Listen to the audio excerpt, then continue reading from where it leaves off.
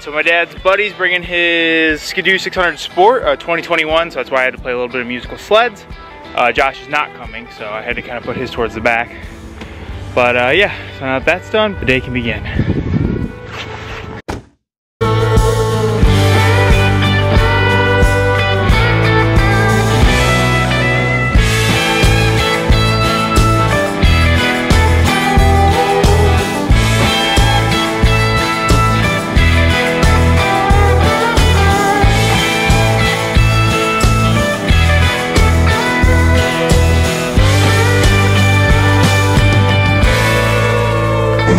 Man, I can't believe how empty it is up here today.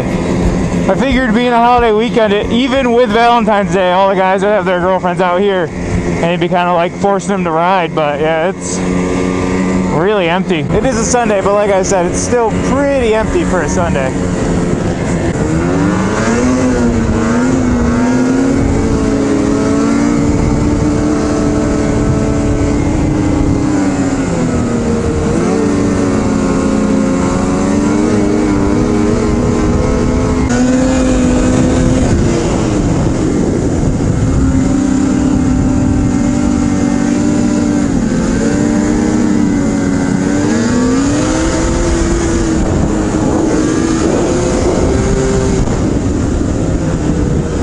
I tell you, the amazing things about coupled skids, you can, as you apply the power, you can literally feel the sled turn more. Like on, obviously, an uncoupled skid, you can kind of let off the gas in a corner and you're not getting the ski pressure you want, and then you get more bite. And with the coupled skid, it's more power seems to help it actually lift up. Helps it kind of turn in better. Gotta give technology credit. I mean, it might not be good at certain things, but it's good at other things. The way the sport's kind of morphed is pretty amazing.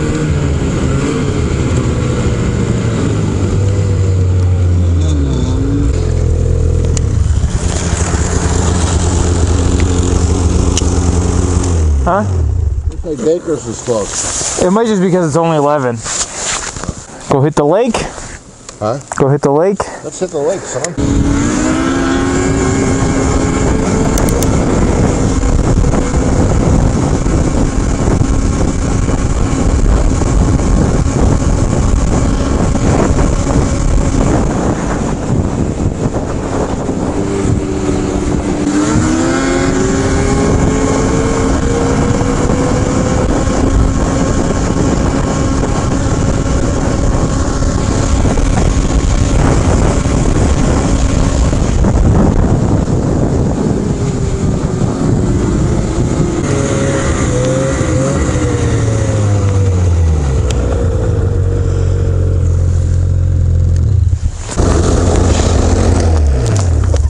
How fast you go? 91. Nice.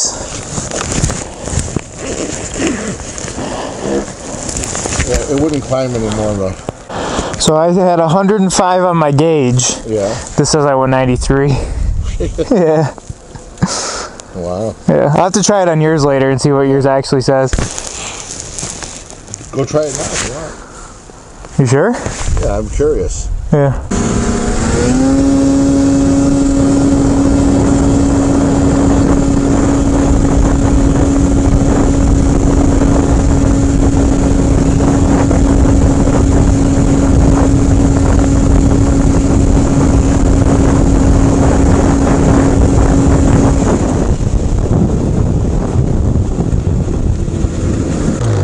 I only got it up to 91 on the gauge too. You do, you don't? That's all I got it up to, yeah. I thought I'd be able to get more out of it. I did last year, but 87, so yours is probably closer to accurate than mine. I went 93, but I was really going 105 on my gauge. Okay. Yours says 91, but it says 87. It's not far off. I was like, the fact that it doesn't even go 90, I'm done. How's that supposed to be a good thing? I have a 800 that won't go 90. It does on the gauge. Got the sled up to 105. Feel pretty good about that. I mean, with an 1 3/4 track, I don't know how much I could really expect. On the GPS, that was 93. On the GPS with the Riot, I had it up to 87 with 91 on the gauge, so definitely shows the difference in the discrepancy between the Arctic Cat gauge and the Skidoo gauge speed-wise, but 105 is fine with me. You know, I'm happy to see on the gauge it gets over 100, you know, bragging rights once you're at the restaurant, you know. Not that that really matters that much, but yeah, I mean, I'm cool with that, especially with an 1 3/4 track. I wouldn't ask for a ton more, so. I've had the Riot up faster on the gauge. I had it up to 103 for a second. I think it was more like 101 is what I actually saw. I just couldn't get it to go that fast today. I don't know why. 91 was it. I just had nothing, so. It was completely full of gas this time, so that could have been full of gas, full of oil, a little extra weight. But yeah, I mean, otherwise, not really too much of a difference. It is a little warmer today, too. It's like 21, I think. And I think the last time I did it, it was definitely like below 10, so.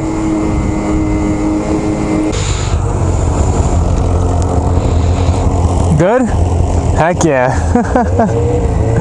Huh? I didn't bottom out at all. Awesome. How was like the ride? Was it stiff overall, or? It's stiffer, so I got to respect the suspension a little bit. Yeah. But it's like it's got a new suspension under it. We could put the compression back on too. That might, you like it the way it is? Okay. I'm going to try to learn this. Yeah, definitely try it out. And if you find that like that initial hit's a little stiff, we can drop the compression down one click, and that might. It's like when I went from a 16-foot boat to a 20-foot boat. Yeah.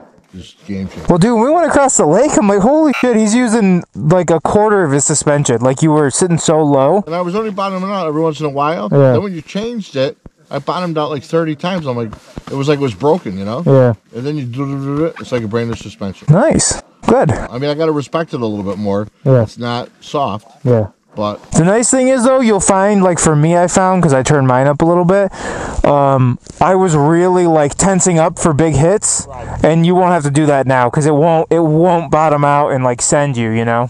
in my thing, I was slowing down for big hits. That's what I was doing, yeah. I got to the point that... How did we do this? Yeah. I took it down. Yeah.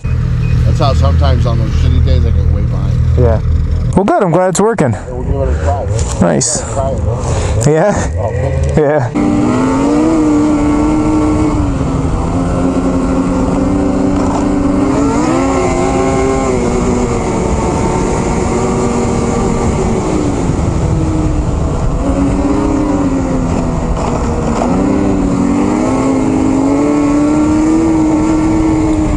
We really need a nice warm day to get all this snow to set to the ground again. A lot of washed out corners.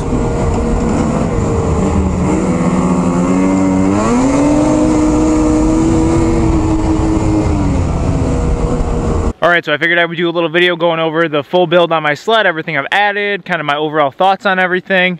I haven't done anything too crazy as far as like mechanical stuff goes, but a lot of comfort stuff, some visual stuff obviously, you know, the wrap, XYZ. And I just figured I would let you guys know what I think of it all and how it's all held up over the season. So first thing is the Deviant Ink Wraps. Super appreciate Deviant Ink for working with me this season. It doesn't have anything to do with performance, but really able to set my sled apart. I love that about it. Was able to get a black sled and do anything I wanted, so I can't thank them enough. Check them out if you guys are thinking about getting a wrap. Super high quality, matte finish, gloss finish. You can add logos of things that you're running on your sled, whether that's your gear or parts you've added, XYZ, so definitely a cool feature, and they can do a lot of custom stuff for you if you want as well.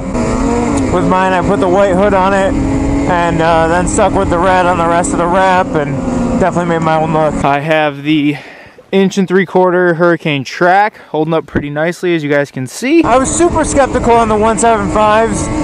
I have always heard great things about them. I didn't want to give up too much as far as top speed went, but at the same time I wanted the extra traction off trail, and especially moving away from your stereotypical crossover, I wanted a track that would kind of make up for that. So I went with the 175. I thought it would do a little bit better job over the 1.5. I've had 1.6s before, I've had 1.3s. This is the first time I've kind of gone over that 1.6 number. really happy with the track overall. I mean, the on-trail bite is just, it almost makes the sled feel faster because you're very rarely blowing out the snow and not getting traction. On pure ice you would, but in most other situations you're just getting the bite and you're taking off. Top speed, I still got 105 out of the sled on the lake on the Speedo, 93 on GPS. I'll take it. I've kind of done the top speed stuff. I feel like with the 1.3 on my Assault, I got it to read 118 on the gauge once. Felt fulfilled by it, and it's kind of one of those things you do once, and then other than that, it doesn't really matter. At least not for me. So, you know, choosing parts on my sled around like a one-time thing just wasn't what I wanted to do this time around, but who knows, in the future I may go back to a shorter lug and stud. I would super recommend it though. It seems to be holding up really well. A little bit more vibration in the tunnel being a larger lug track, but off trail, holy crap. I can pretty much stop dead in a foot of snow and this thing will still just hook right up and move no problem. So I've even gotten a little stuck, backed up, kind of like packed the snow down into the track just by backing up, and been able to get the sled going again. In my area, it 100% gets the job done. There are areas I would 100% get stuck, but I really like it. Would probably be the track I put on whatever sled I get next as well. Crappy for the visuals, but this did make me think also with the 1.75, at least on the Skidoo, I've had almost no heating issues whatsoever. I don't often see the sled over 115, so I don't know if that's something on Skidoo or just the track or whatever, but very happy with that. I thought scratchers were going to be a total must, and I just didn't have a chance to throw them on before I started riding the sled, and turned out I didn't even really need them. So, and then, not that you guys are going to be able to see this, but I added 7.5-inch shaper bars to the Pilot X skis. They're pretty good. With the way my sled's set up, this is something I talked about with some guys in the comments. I do have a little less ski pressure in general, so not a lot can make up for that. But the 7.5-inch shaper did help with that initial turn-in bite that I was lacking with a 4-inch round bar carbide. And I'm really happy with them. I don't often run a shaper, but I figured with this ski, it has a very... when I say neutral, I don't mean like my preference of it is neutral. I just mean it's like, it's not aggressive in any one way. So I felt I could put a more aggressive carbide. I would never personally put a shaper on a CNA because I just think the ski itself and the keel are already aggressive enough. I kind of see that. I kind of see that as a common mistake people make. They upgrade to a really aggressive ski and then they also put a really aggressive carbide on it, and they're like, wow, this is way too much, I don't like the ski. If you put a round bar carbide on it, you might like the ski. So just something to keep in mind. But yeah, the 7.5 on this ski is a pretty good matchup. I think if my coupler blocks weren't frozen, I could drop them down to like 3 today and really get more ski pressure out of the sled, but they're always frozen, so not something I'm able to do. I added the Skidoo extreme air vents. I didn't pop them riding or anything, I just popped them when I was installing my wrap. All I did was touch the hot heat gun to the mesh and it just disappeared, so I had to replace them, and one vent cost, I think it was $56, and then the extreme air vents were $105 shipped, so I was like, I might as well just upgrade to the thicker mesh. It has like an actual screen type material and then the mesh as well, so it's supposed to help a little bit, make it slightly less likely to get punctured. I don't do like deep backcountry riding, so it should be good for me. There are those occasional times that I do bit fit and there could be like a stick or something, and so hopefully it'll reduce the chances of that popping it again. But yeah, I don't need anything too crazy. Like I've seen the ones out there with the plastic coverings. I'm not off trail deep enough to justify that. I have the Link gas caddy. Probably a weird one that I have felt is I like the convenience, the install, the fit and finish of the Link caddy, but man, the added weight when you when you have it full of gas, it really just changes the entire handling of the sled. The convenience is great, the link brackets are great, the way it hooks up is great, the fit and finish is great. I'm sure if you were more like cruising down the trails, it wouldn't bother you, or even like fast trail ripping, it wouldn't bother you as much, but like when you get into the moguls and the sled starts to get a little sideways, you really feel it kind of throwing the back end around. So yeah, I don't know, just a weird thing I've felt, but super good in every other way. If you have to run a gas caddy, it's the way to do it. I mean, they are awesome looking, functioning, the link brackets are great, all that. Up in here, the 12-volt outlet so that I can charge GoPro batteries, and Dad can plug his heated shield in, not that he likes this sled. Super easy install. You don't even have to drill the hole for it. The hardest part is probably that you have to take the gauge off to access where it plugs into, but other than that, yeah, it works great. Not too bad of an install otherwise, but having to take the hood off on Skidoos is a pain. So like where the install is easy, the removal of the hood is a pain. If it was on like a Polaris, man, it'd be a quick job, but not awful, and nice to have the option. I went with like the regular like car lighter type 12-volt accessory plug-in. There's also a 2 USB one. I probably should have just done that, but I liked that with this one. My dad could run his heated visor in my sled, just plug it right in, just like the Arctic Cat, so that's why I went with it. But yeah, easy overall to install and pretty convenient. I added the 4-inch Nux riser and the Boondocker 2.0 bars in blood red. Overall, I think they're a really good height. They're pretty much 6 inches. There's a 2-inch rise on the bars, 4-inch rise on the riser. The only negative I felt is they're very wide. Definitely significantly wider than the stock bars on the Riot. I haven't been able to jump onto an Assault or a Polaris after riding my sled, but I do feel like they're wider than that. It does help you get a little bit extra leverage on the bars when you need to, but I think sometimes because my hands are so far out on the bars, when I like kind of hit a mogul off camber, it almost like initiates the inside ski lift more at times, strictly just because I'm so far out from the center of the sled. But I could be wrong. Overall, I really like the bend. I think they look awesome. The strength is definitely there, so that I don't have to worry if, you know, I biff it and the bars hit anything that they're gonna bend. Definitely a very good setup. I like it a lot. They were just like an inch narrower. I don't think I'd have anything negative to say at all, but yeah, I would just like to maybe, I know that a lot of the racers and stuff get custom bends like the Turcotte bar and all that are 1 inch narrower, so maybe I would check something like that out if I ever did it over again. I have the TKI brake lever. Definitely, like I kind of already said in the video where I installed it and all that, awesome if you are having the issue I was, where you couldn't keep a finger on the brake lever. Only negative, like I said, was it gets pretty cold, but you know, other than that, puts it right where you want it. You can move it out, you can move it in, you get a shorty brake lever, you get the long brake lever, so get some pretty good options.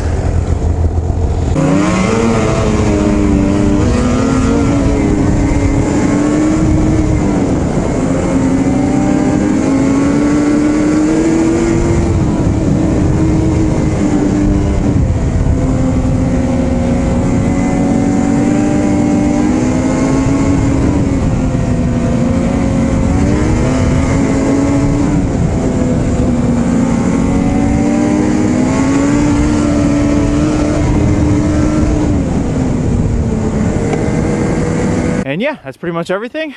Almost forgot one of the most important parts on a G4, upgrading to LED headlights. So shout out to Eagle LED on that, and Mudbrats at motojungle.com.